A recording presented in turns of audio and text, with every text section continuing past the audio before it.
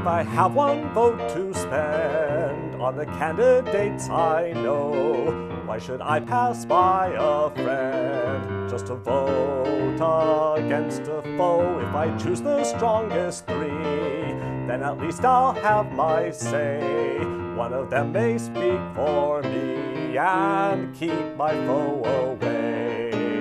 Voter choice, still one man, one vote. But I get to choose and watch my choices float. Spoilers have, splitters have, changed what might have been. Give me voter choice and let the winners win. If my favorite comes in last, all her ballots are retained. They become new votes that pass to the second choice is named. Watch the candidates behave, so they'll win my second choice.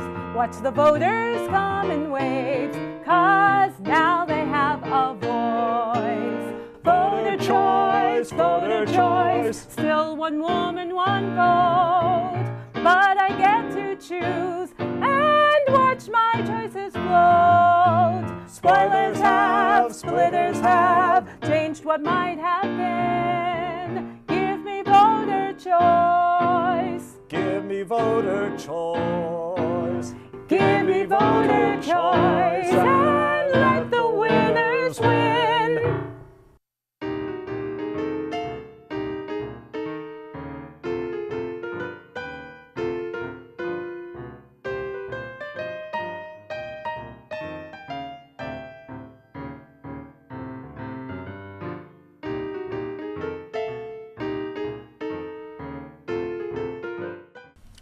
And here to help the winners win, we have Nathan Lockwood and Jim Henderson of Voter Choice, Massachusetts. Please welcome them to Barry's Place. Barry, great to be here today. Thank you. Yeah, thanks for having us on, Barry. Sure, why don't you introduce yourselves? Sure. I'm Jim Henderson. I'm the treasurer of Voter Choice Massachusetts, also serve on the board of directors of the organization. And been working with this organization since its founding back in November 2016. Yeah, my name's Nathan Lockwood. I'm a volunteer with Voter Choice Massachusetts. I'm the volunteer lead currently for the central region, like Worcester County and a little bit beyond that. I joined in April of 2018. And, Probably 17. Probably 17. Oh, wow. Yeah, it was April 2017. Thanks, Jim.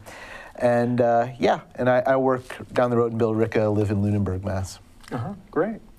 Now, how did each of you become political activists?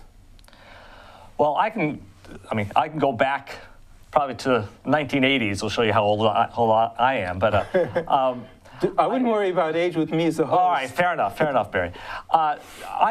Ever since the late 80s, I can think about sitting in law school, watching our former governor here, Mike Dukakis, run for president, and began being very interested in just the political process. And 4 years later, in 1992, I volunteered initially for, again, a familiar name in this area, Paul Tsongas, when he was running for president, and just, got a bug in the sense I felt it was important to try to contribute in some form or another to the political process, and in most circumstances, it was working for one candidate or another. My interest in ranked choice voting stems back really back in 2002. I remember being a supporter of Robert Reich, who was running for governor here in Massachusetts at that time, in a multi-person race. And the winner of that primary on the Democratic side was Shannon O'Brien, the sitting state treasurer. But she won that election with considerably less than 50% of the vote. And there was a feeling that candidates who were similar to Robert Reich, including Robert Reich, might have split the vote. So that really I began to think about there's got to be a different way here, particularly after Shannon O'Brien got defeated fairly handily by Mitt Romney in that election. I had the good fortune to be asked to write an op-ed in the Boston Globe about 2 years later, in December of 2004, which talked about ranked choice voting. Then it was predominantly referred to as instant runoff voting. But it brought up a bunch of the issues that we're talking about in voter choice today. And I've been on the, periphery of this effort ever since then. And again, after, we'll probably talk about this in a little more detail later on, after Maine initially enacted ranked choice voting on a statewide basis back in 2016, the opportunity presented itself, and have dived back into this effort with both feet, because I think it's a really important thing to do in a really important way that we can try to make our government better for all of us. So that's my story, and I'm sticking to it. Okay. Nathan? Oh, let's see. Yeah, so when I was young, like in high school and junior high, I think I used to pick up the magazines that were lying around the house, whatever it was, U.S. Newsweek, I think it was, or U.S. News and World Report, and, read about what was going on in the world and try to make sense out of it, and that kind of interested me. In high school, I ended up started to get involved with like the human rights movement, with like Amnesty International. I felt like, there were a lot of, still is a lot of human rights issues going on, and certainly that was a time of increasing awareness about some of those things. And in college, that kind of continued, and I was involved in a number of causes, human rights related and otherwise, in college and early when I got out of college. And then, I got married and had some children, and kind of was focused on, family and working and that sort of thing. And my kids have, gone off to college, and so I was having a little more free time on my hand, and still had that passion for, social and political issues. And, I was looking around at what I wanted to do. I was pretty interested, I looked at the government and, not really happy with the gridlock and the level of dysfunction and the inability to solve the big problems. And I was pretty interested in, some of the message coming out of the Centrist Project, which was looking at ways to get candidates that could sort of, work with both sides and, take the best, help them work together. And they have a strategy of how they want to do that and whatnot. But that kind of intrigued me. And part of their strategy involved, getting some people who were kind of more independent of the constraints of the parties, or within the parties, but willing to work both sides, get them elected. And so, that's where I started to become aware of this problem of, vote splitting and spoilers and the troubles that independent candidates can have. I watched, Evan Falchuk's experience a few years ago. What was that? Evan Falchuk, he ran for governor in, what was it now, 2014? It was 4 years ago, yeah. 2014? Yeah. He was running with Coakley and Baker. And I was really reflecting on it, because I don't know that I was really following him actually when he was running, but I did join the United Independent Party afterwards. And so then when I saw, voter choice come along, I said, this might be a vehicle that could help get these additional voices into the political system, which, if nothing else, could help the Democrats and the Republicans get on their game a little bit more of, serving the American people from these different perspectives, and maybe work together so that we can, run our government and have government do the things for us we need it to do. Now, you ran as a non-registered candidate. Right, back in 2010, right. I ran for Secretary of State as an independent, unenrolled candidate.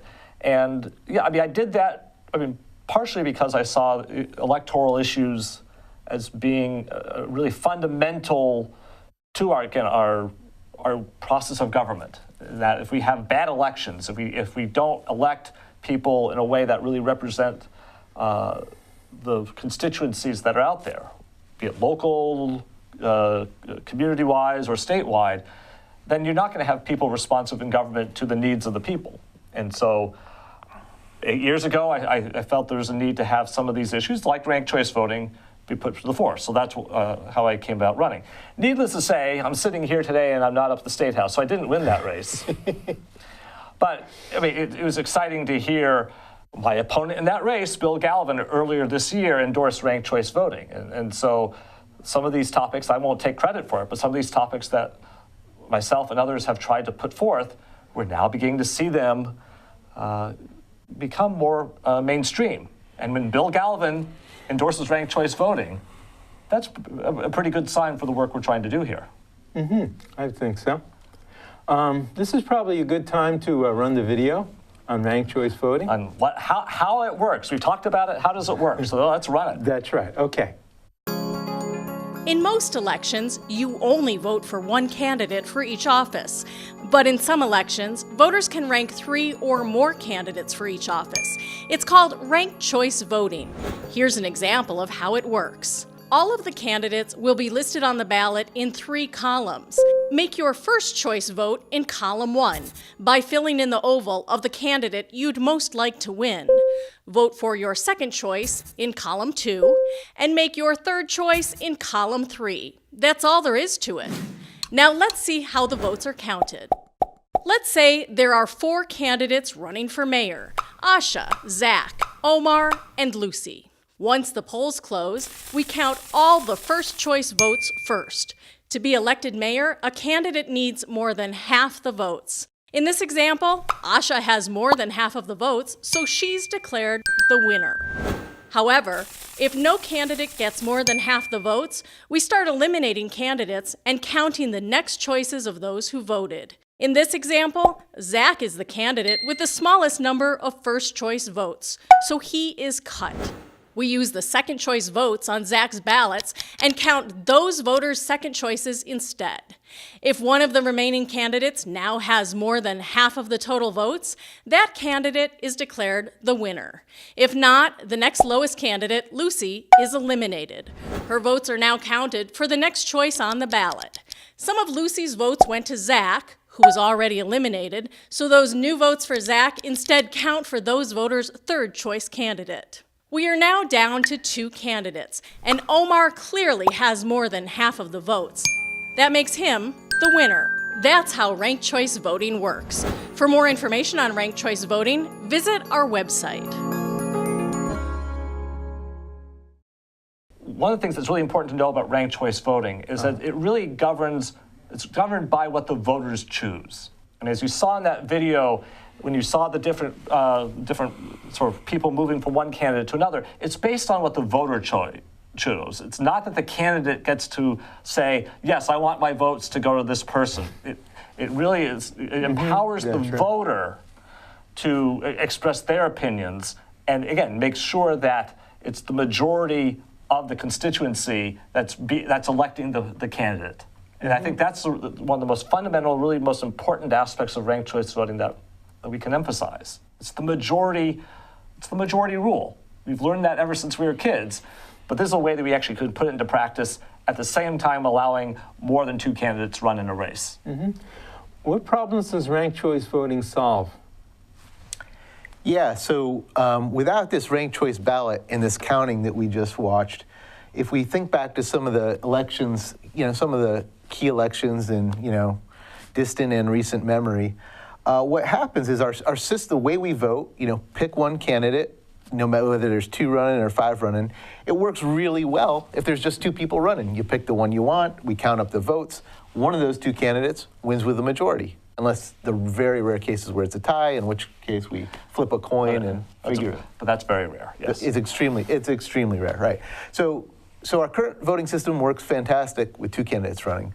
The problem happens as soon as you get that 3rd or 4th or 5th candidate. So look at some of the examples where you have 3 candidates running. So the classic example was back in 1992 back in 2000 when we had Al Gore, George Bush, and Ralph Nader running. And Ralph Nader was running for the Green Party. Obviously, George Bush was a Republican who became the president. And Al Gore was a Democrat. Now, it all came down to the state of Florida, basically. Very competitive race between George Bush and Al Gore, and they were very close in the electoral vote count, and whoever won Florida was going to win the race. And in Florida, almost 6 million people voted, and about 3 million each for Bush and Gore, and there was like 500 votes that separated them. Ralph Nader, the Green Party candidate, very similar on a lot of issues to Al Gore. He felt, and his supporters felt, that there were important distinctions, but way more similar policy-wise with Gore than with Bush. And he received 100,000 votes. So you look at the 100,000 votes he received against that 500 vote difference between Bush and Gore, and we even have really good exit polling for that race, which shows us that, about half the people who voted for Nader would have voted for Gore if he wasn't running. About a quarter of the people who voted for Nader just wouldn't have voted. It was Nader that was drawing them out to vote. And, you know, sometimes surprises people, but actually a quarter of the Nader voters would have voted for Bush. But still, that's a lot more for Gore than for Bush. And so you're talking about a net of roughly 18,000 votes that would have gone towards Al Gore that didn't go that way because Nader ran, which would have, instead of having an election decided by 500 elections and Bush winning without a majority of voter support, you would have Nader winning by about Gore winning by about 17,000 votes. This is why it's good we do it with two of us. And he would have won with a majority of support. So this kind of shows, you know, elections matter, how we do our elections matter, and in democracy, the principle of majority rules matter. And the fact is Nader's entering the race disrupted that. And, you know, and people saw this coming, you know, so when Nader declared his intent to run, immediately he began receiving some strong attacks, basically saying, you can't run, you're going to ruin this for Al Gore, you're never going to win, you're just going to give the election to George Bush. This isn't a free country where anyone's supposed to be able to run. People are like serious, almost character attacks against someone who was an iconic American figure serving the American public in terms of consumer safety in his previous, you know, career there. Right, so we have that example of sort of the iconic sort of three-person, one candidate getting a small number of votes but somewhat tipping the race. Then, of course, to bring it to the present, in this very district, we had the 3rd congressional race, the Democratic primary, where you had 10 candidates. And what you can say from that Gore and Bush example is that either of them had close, I mean, one of them had, they both had close to 50%, but not quite. Yet in the 3rd congressional Democratic primary a couple weeks ago, the person who won that race by a 127 vote difference had garnered less than 22% of the vote, Lori Trahan from here in Westford. And there were 10 candidates. There were 5 candidates, all who got at least 15% of the vote. And what you end up seeing here is a true splitting of the vote. So where we talked about the Florida example as being a spoiler example, here we have a race where you have a bunch of people who have perhaps similar views, modest differences, but they were all running for the Democratic nomination. But they had similar views, and the votes get split to such an extent that no candidate came anywhere close to getting that 50% majority threshold that we think is so important, both to make sure that the people who do the electing feel comfortable with the people they're electing or nominating in the case of a primary, but also legitimizes that candidate and the work they do. And so we have the vote splitting is this other issue that we're trying to solve with ranked choice voting, because the idea of someone winning a race with less than 22% of the vote, or as you might see in some circumstances where you have a bunch of candidates, and this was a concern out in California earlier this year, you had a bunch of people running who might have similar views, but one person who has the differing view actually wins the race with a plurality. In fact, it happened to be equal-handed on parties here. There was a race down in Georgia earlier this year, a primary race, where they had a top 2 would win in the preliminary to go on to general election. The district in question, predominantly Republican. I mean, clearly a Republican race. And a good thing happened if you're a fan of democracy. They had like 4 or 5 candidates running for this particular seat in the legislature. That's a good thing. People are running for office. Having run for office, I applaud anyone who has the guts to do that. But because there were 5 Republicans and only 2 Democrats, the 5 Republicans ended up splitting the vote amongst themselves. And the 2 Democrats, who in that case really didn't represent that particular district, actually won the preliminary because they only had 2 people to split the Democratic vote as opposed to 5 or so splitting the Republican. And so that district, there might be some Democratic partisans who applaud that, but that district that is predominantly Republican will be represented by a Democrat. And that's not how our representative democracy should work. And so, again, we have the spoiler issue, we have the vote splitting issue. Those are the things we're trying to solve with ranked choice voting. Mm-hmm. And just to be clear, I mean, Lori Trahan, you know, she deserves to be congratulated on her win. You know, all those candidates were trying to win under our current election rules, and you know, she did a great job and pulled that off. So hats off to her. But yeah, to Jim's point though, we just, you know, when you look at the result, whoever would have won that, if they won it with 22%, it just leaves us wondering. And you know, as far as being a Democrat goes, the thing you got to be worried about too is you want to send a strong candidate in to face your opponent. And in this case, there's a Republican opponent, an independent opponent, and you want your whole base of supporters, all your DTCs, all your Democrats and Democrat-leaning independents really excited about the person who won your primary nomination. So hopefully for the Democrats that'll happen, but it just because of the way the process played out, it's just not clear that is, you know, it's not clear whether or not that will happen. Again, and it's a weakness in the system. Again, it's not a weakness in the candidate. It's a weakness in the system. And again, we don't know who would have won the congressional primary in the ranked choice system. And again, very well could have been Lori Trahan. We just don't know. And we would all be better served. Again, regardless of party. Including Lori, by the way. Including Lori. Who could come out of that primary and say, not only did I get the endorsement of the Lowell newspaper and the Boston Globe, look, the Democratic primary voters preferred me to all my opponents by, 60 to 40. You know, I'm sure Lori would love that more than anyone else. You know? Exactly right. Are there any criticisms leveled against ranked choice voting? And what is your response to them? The most common criticism outside of partisans who see ranked choice voting as a way to take away their minority power, as it were, the most common criticism is that it's too complicated.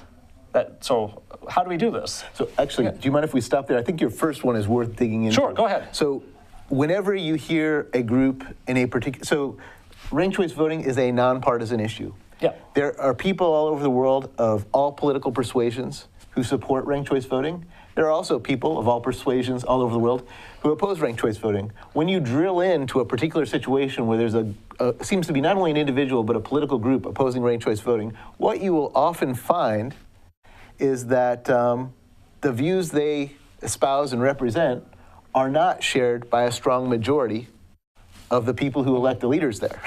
And so they are more against it because they are concerned that it threatens their ability to continue to get elected. Right. I mean, and perhaps the best example I can think of here is up in Maine. How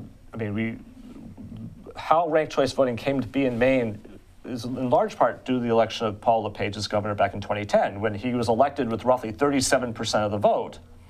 Yet you had a very clear vote split between the independent candidate, who got 36% of the vote, the left-leaning independent, and the Democratic candidate, who had about 19% of the vote. So those two candidates really did split the Democratic left-leaning vote that year. And we have seen more recently, as the fights have gone on and have pretty much finished in Maine, that it's clear that the Republican Party up there, led by Paul LePage, was opposing ranked choice voting, I think not so much because of the concept, is that, it's how they got into power.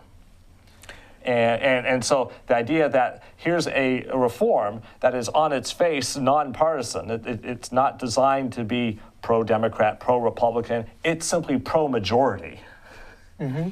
And if you have people who feel that they've got power, but they've obtained that without getting the consent of the majority of their constituency, and that's a power they may not want to relinquish. So that's one way that you might see some objections to ranked choice voting, but it's not a problem with the voting system itself. And it wasn't even all Republicans in Maine that had that position. It was a sense from, it was really a particularly conservative wing of the Republican Party in Maine that, has a certain amount of strength up there. But one of their leaders in the Senate expressed it as, in a forum that was discussing ranked choice voting, said, if we had ranked choice voting, I don't think a real conservative could get elected, which is to say he didn't feel that what he felt was a real conservative, which is, in his mind, a really good thing, could win a majority of the votes to get elected. So it was not quite the opposition I would take if I were trying to, speak on behalf of my political position and win something. But I think that was a real reflection of, how some people felt about that. Now, I spoke to somebody in Maine who had worked for the Democratic Party there for 10 years, who said his concern was opponents of ranked choice voting has raised, it's not one man, one vote, or one woman, one vote. Right. Go back to the song, right. Yeah, that's why I got into my song. Right. Could you address that? Well, so the process, and again, you saw that in the video we looked at a little while ago, is that ranked choice voting, the tabulation process, is actually a series of instant runoffs. And so if somebody in that first round, again, as was shown in the video, gets a majority, the race is over. But in the case that no person gets that majority in that first round, and you eliminate a candidate, all of the ballots are still in play. They're still counted only once. They're just now counted in a new round as if you'd gone back to have another election. But because you've already expressed your preference, you actually don't have to go back to the polls, you don't have to spend the money to bring everyone back, and you don't have to waste the time to bring everyone back to the polls. So it's still one person, one vote in each of those rounds. So it is the same vote. It's the same. That enters the different rounds and only winds up being counted once. It only counts once in each round. And again, the rounds happen until somebody gets that majority and is declared the winner. Yeah, so it's not like a cumulative voting system where you get a bunch of different votes to allocate to different people. You have one vote in each round as if it was a separate election. So there's no constitutional issue regarding multiple votes or people having sort of more votes per person. Yeah, it absolutely. It respects one person, one vote. And in fact, the happiest voters are the ones whose vote is counted for the same person throughout the whole counting, because that means that either at least the person they picked first made it to the final round of runoff, if not won. The other thing that I've heard leveled against it is the economy issue. What do you mean by that? By the economy issue, that redoing voting machines. Oh, cost. Cost. The cost, the cost of having retabulations put into a computer system so that the rounds of voting can be counted up. So this is a good one. Yeah, because so that's obviously a valid concern. I mean, money's a really important thing. Before we answer the question, there's some things that are worth spending money for. Right. Getting the right person to determine how much you're taxed and how that money is spent is pretty important and worth a certain percentage of your budget. That said, really excited to say that we've done research, others have done research on the cost of ranked choice voting. We can see where it's been implemented in jurisdictions, what it's cost. So Maine, just before we talk about our projections for Massachusetts, Maine just did their first statewide ranked choice voting election. They became the first state. Did we mention this already? Yeah, but it's worth saying again. It's worth saying again, to adopt ranked choice voting statewide for state offices as well as federal offices. When they had their election on June 12th, it cost them $110,000 over what it would have cost them normally to do a primary, to do it with ranked choice voting. $110,000. That's a lot of money for me personally. That's not a lot of money in terms of states running elections. That included, voter education. That included printing the ballots. That included counting them. $110,000. So as far as machines go, Massachusetts, we have machines that are 80% of our machines could be reprogrammed. Roughly 80% could be reprogrammed to count ranked choice ballots. We're not advocating any change in terms of, best security practices say use a paper ballot, have a paper trail. We're not advocating to change that. But the optical scanners that read those paper ballots can be reprogrammed to handle ranked choice ballots, 80% of them. So what we end up with is, if we were to modernize, reprogram 80% of our machines, replace 20%, do voter education, train on all the town clerks, you're looking at about $3 to $5 million the first year, under $1 million incremental cost over our current election subsequent years. This is a fraction of a fraction of a fraction of our state budget. Right. And the thing is that, again, the machines are all already capable of doing this. So, and the programming has to happen anyway. it's not a function that you program it now and you don't touch the machine for the next 10 years. Every time you have an election, you need to program it anyway. So it's not really a new thing. It's just going to accommodate the ranked choice voting as you do that programming going ahead.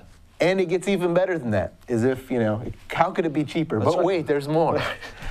As of, I think, after the 2000 election, the federal government, there was, in addition to the vote splitting and, the spoiler thing with Gore, Nader, and Bush, you'll also remember there was the hanging chads, right?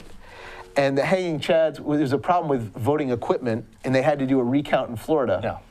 And What are hanging chads? hanging chads was, I think they had some kind of voting machine. Essentially they had machines where you had to stick a pin into a ballot to create a hole, and where the hanging chad, the chad was a little piece of paper that didn't detach when you stuck the pin in. So, Okay. ancient history for those of you who don't remember the year 2000.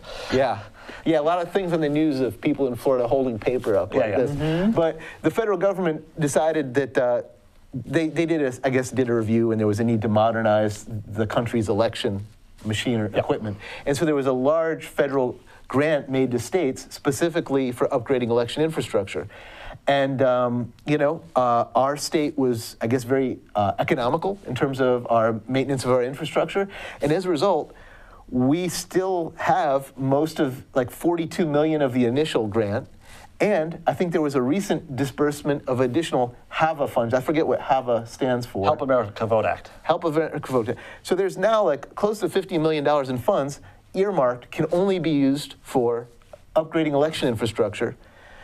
And it's about time in our hardware cycle with our current optical scanners where if I'm correct, I believe they don't meet current standards as far as security and whatever the state has for voting machines. So it's about time to replace those anyway. So the reality is we could absorb that 3 to 5 million is probably lower in terms of new money. There's money there that could pay for it many times over and also accomplish the goal, as Jim was saying, of doing things we probably need to do anyways in this day and age of security risk.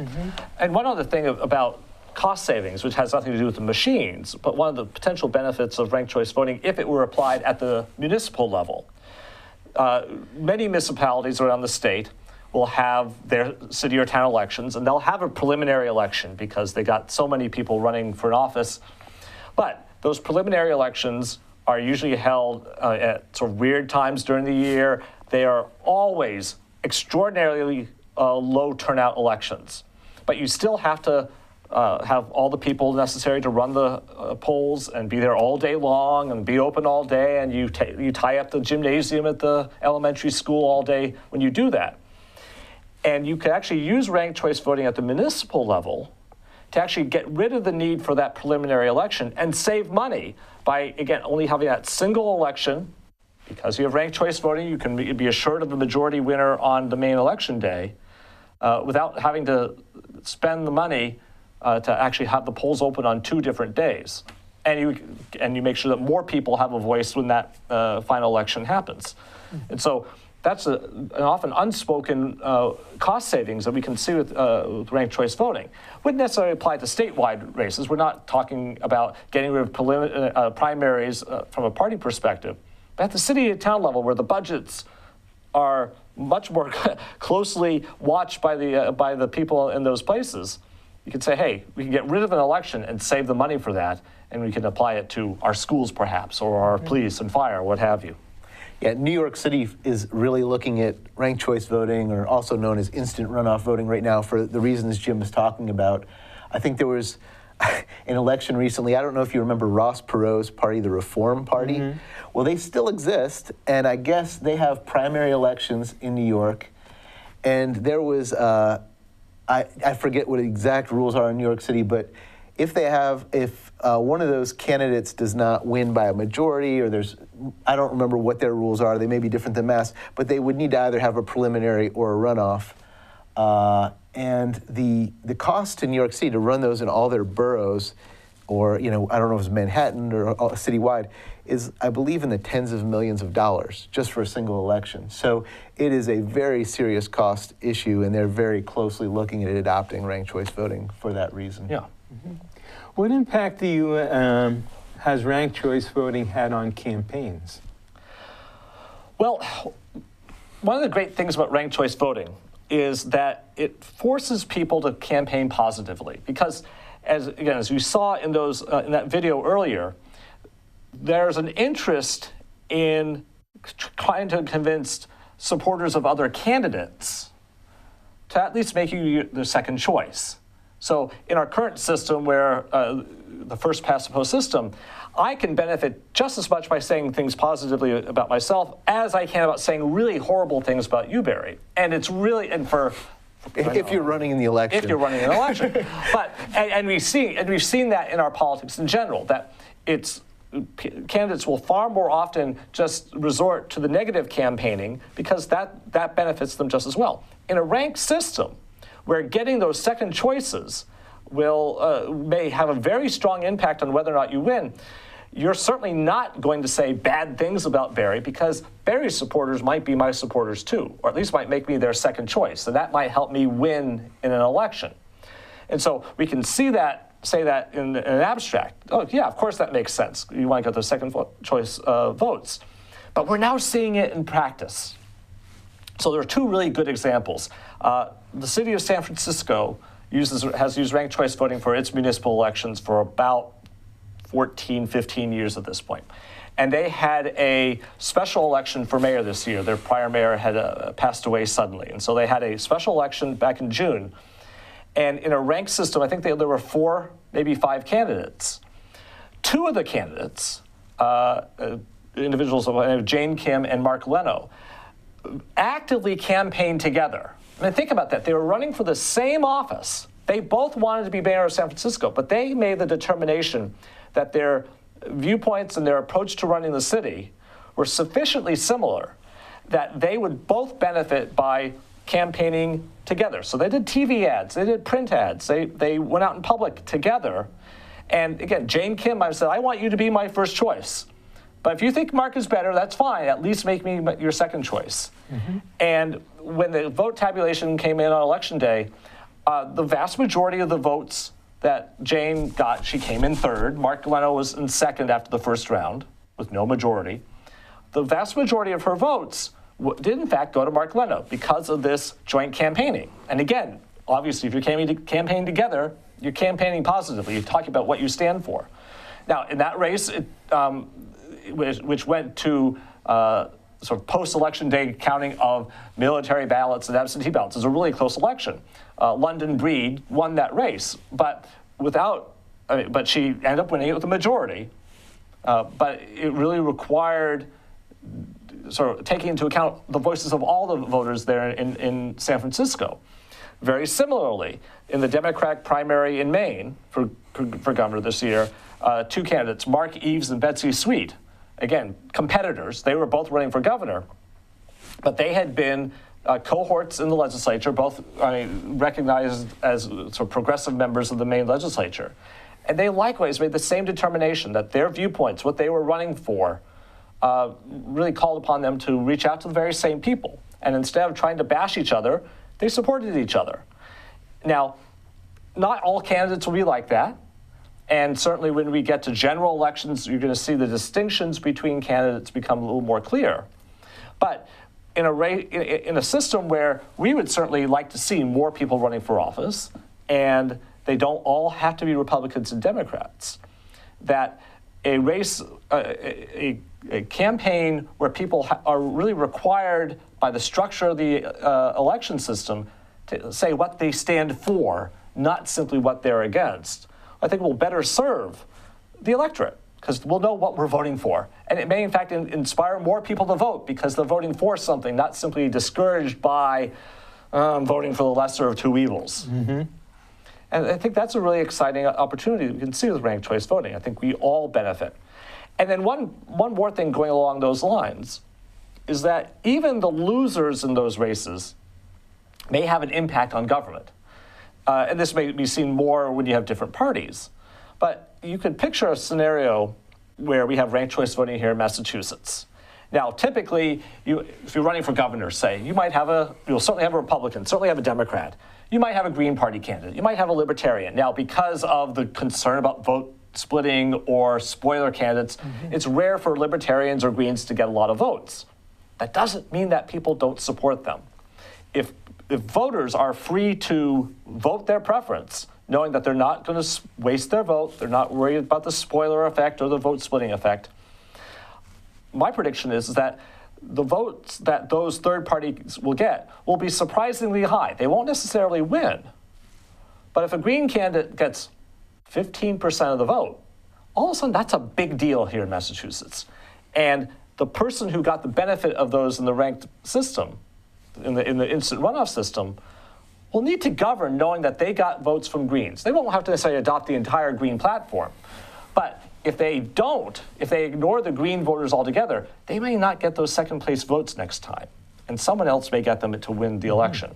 And so even the losers in a ranked system can have an impact on our government in general. And again, if we have representatives, whether it's in the corner office of the State House or in the legislature, representatives who are responsive to all the voters, not just a smaller group that voted for them, again, serves us better, I think. What's the history of ranked choice voting in the world and in this country? Yeah, so that's a really good question, Barry. So let's start with the world. So first thing to understand about the world is the way we vote today in the U.S., we would call this plurality voting, which means, basically the candidate who gets the most votes wins, which on the face of it sounds like, no kidding. Yeah, no, of course, the candidate who gets the most votes should always win. The problem we've discussed already with our plurality system is that you can win in a plurality system by getting the most votes, even if it's not a majority. And sometimes not even close to majority. And sometimes, not even close, exactly. So this causes these problems that we've already talked about of vote splitting, spoiler effect. It turns out if you look at the world right now, it's a relatively small number of countries that are still using plurality voting, for example, to elect their most powerful House of Congress or their parliament or whatever they have. Most countries are either eliminating or strongly mitigating these problems using proportional systems. What is a proportional system? A proportional system is a system like they have in Germany or Sweden or Denmark. A lot of European countries use this. A lot of countries in South America use this, all across the world, where basically voters cast their ballots for, in many cases, for parties, but not always. Like in the German system, they cast their ballots for candidates as well.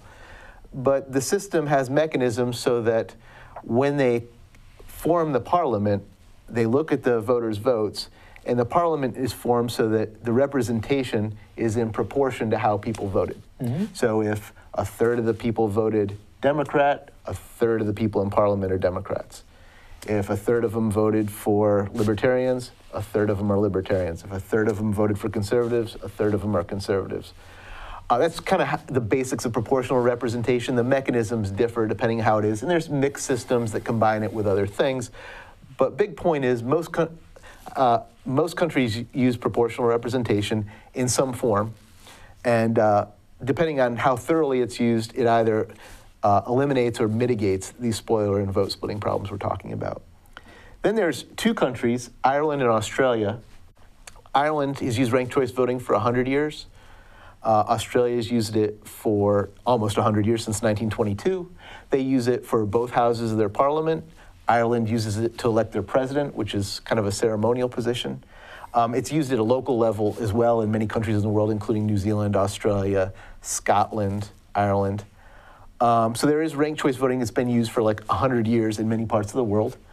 And then there's, France has runoff elections, which are better than straight plurality or elections for avoiding the vote splitting and spoiler problems we're talking about. So who's using plurality still? The United States, Canada, Britain, India, a few countries in Africa. There's probably a few others. But percentage-wise, we're really behind the vast majority of countries in terms of modernizing how we elect our leaders to solve these really critical problems we're talking about. So we just covered the where in the world is ranked choice voting used. Australia and Ireland are the two best examples of using it at the national level. And they've been doing it for a long time, and it's worked great. And they don't Well tested. Well tested. They've looked at, should we change? They said, nope, this is working great. Let's keep going.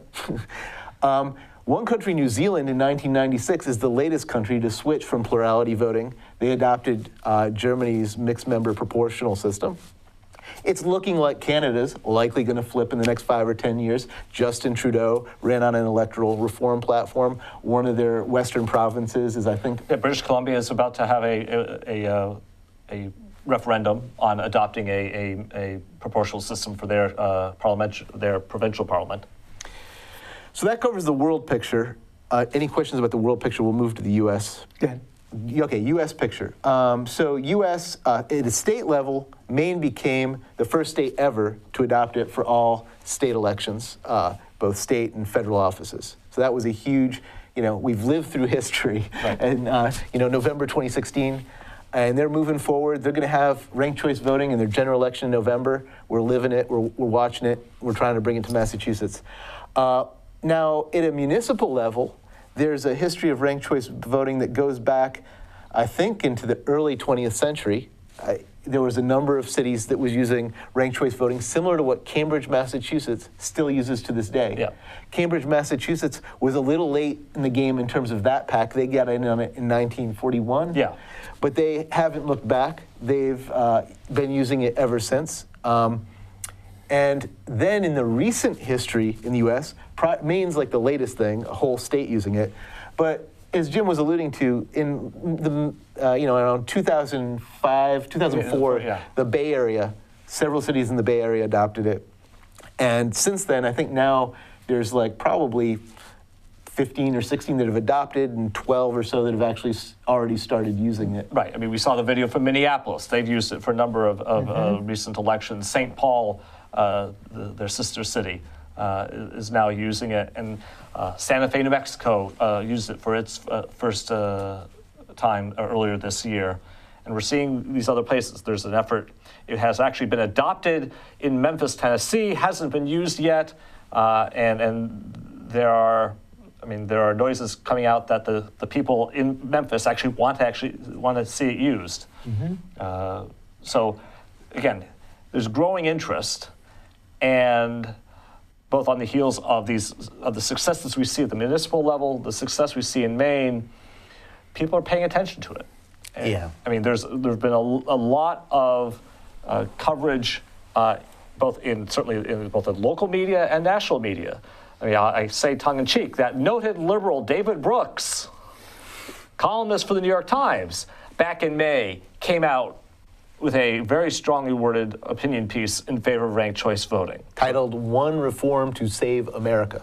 Exactly right. And the reason he called it that was Jim spoke to the campaign civility benefits, which many believe carry into governance. And he's talking about ranked choice voting could be the solution to end this era of hyperpolarization and get us working together to solve problems. Sorry. Yeah, no, that's great. And so David Brooks wrote that. Less than a week later, the New York Times editorial board came out in favor of it. So again, these are these little podunk newspapers out there. Washington Post, Economist. Right. So we're seeing an awakening of interest in ranked choice voting. The Boston Globe, to bring it more close to home, back in August, wrote a full-throated endorsement of ranked choice voting. Calling upon the legislature to adopt it. To adopt it. So, I mean, very clear, unambiguous. And the Globe sort of doubled down on that shortly after the primaries, again, recognizing the issues raised by the 3rd Congressional District race. There was recently an article that was written by the Associated Press about the 3rd Congressional race that was republished quite literally all across the country.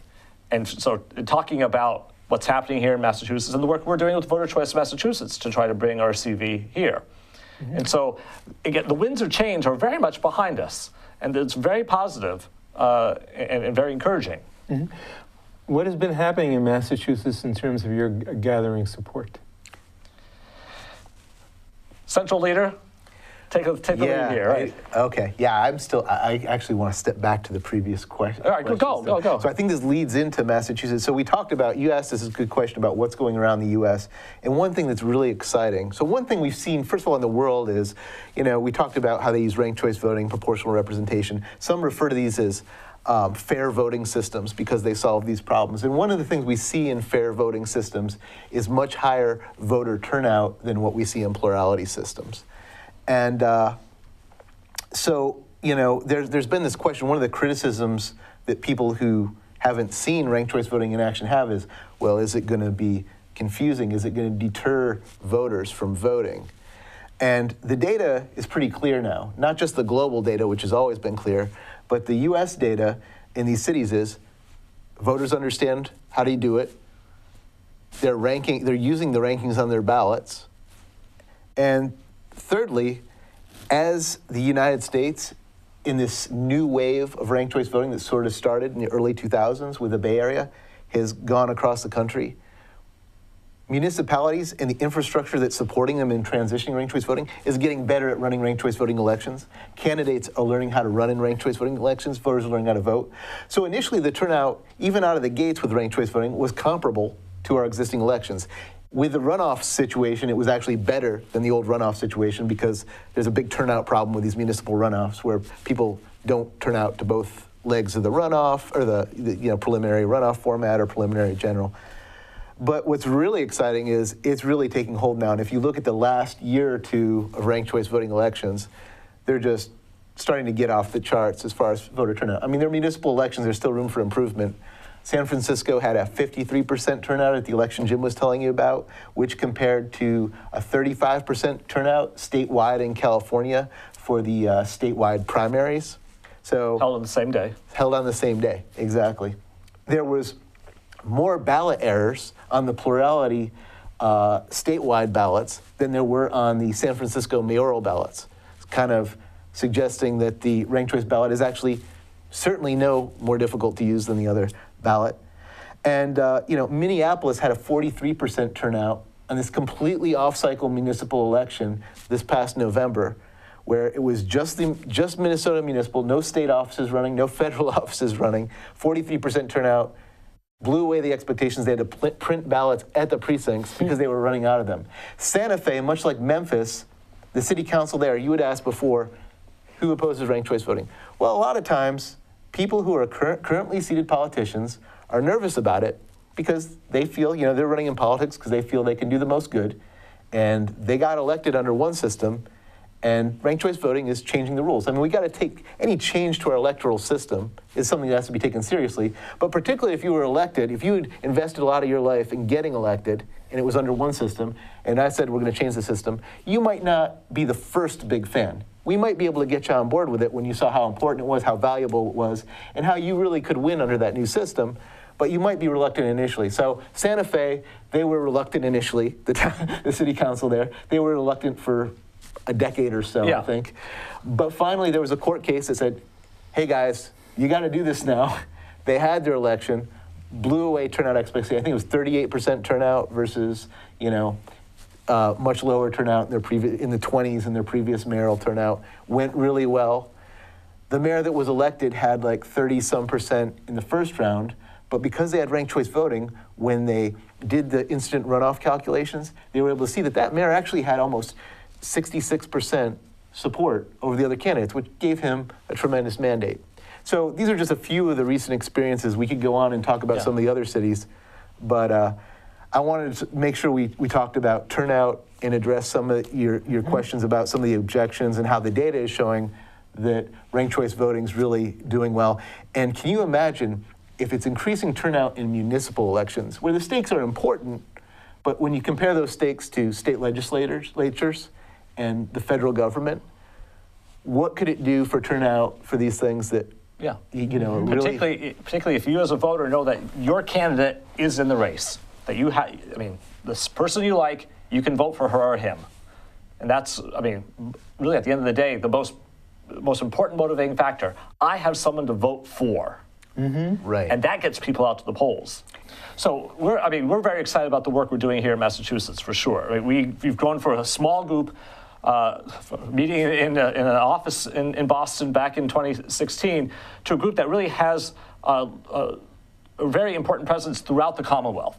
We've got people operating regions, Nathan being one of them, a central region. We've broken the state up into 9 regions, and we've got great people reaching out to voters all across the state. And both Nathan and I are active going out and giving speeches and talking about and educating people about ranked choice voting. And our goal in the short term is to reach out to the legislators going into the new legislative session. And we intend to introduce good, comprehensive ranked choice voting legislation, and with the hope that we will get our legislators to actually enact it and make it a reality here in the state. And, sorry, go ahead. Yeah, and we call upon everybody in the state to come in and join our effort. And if there are people watching this show who want to learn more about ranked choice voting, we certainly encourage them to reach out to us, come to one of our presentations. We do them all over the place. But if there are people who are really interested and want to actually make this a reality, help us, they should go to our website, which is funny you should ask, voterchoicema.org. We also have a presence on Facebook, Voter Choice MA, on Twitter, Voter Choice MA. You get the theme here. And learn about what we're doing. There's lots of room for volunteers. We have lots of different volunteer activities we can hand off to folks. Nathan has done such a great job in this part of the state, but we were always looking for more people, because it's going to take a concerted, collective effort to make this a reality. Making any change of this nature is hard. We think we can do it, but it's an all hands on deck process. So we certainly hope your viewers will reach out to us and join our work. I hope they will too. And certainly I would like to thank, besides Jim Henderson and Nathan Lockwood, I'd like to thank Jenny O'Brien, who was the other singer besides Jim Henderson on the opening song, and the two of them are going to be appearing in a show. Yes. Could you mention that, completely please? Separate thing, yes. So we are members of a group called In Good Company. We're based out of Waltham. And along these political discussion lines, we have a show coming up the first weekend in November, right before the election, called Hail to the Chief, which is a show that was written for us based on presidential campaign songs from Washington all the way to Kennedy. And so for those of you who like musical theater, who like a little bit of history, we certainly encourage folks to come down to Waltham and see our show. It's a fun show, runs about an hour. If you come on Saturday night, come join me for drinks after the show. Okay, thanks very much, and they sure have my vote, so I hope you'll join the movement if you have been convinced, and we'll see you next time.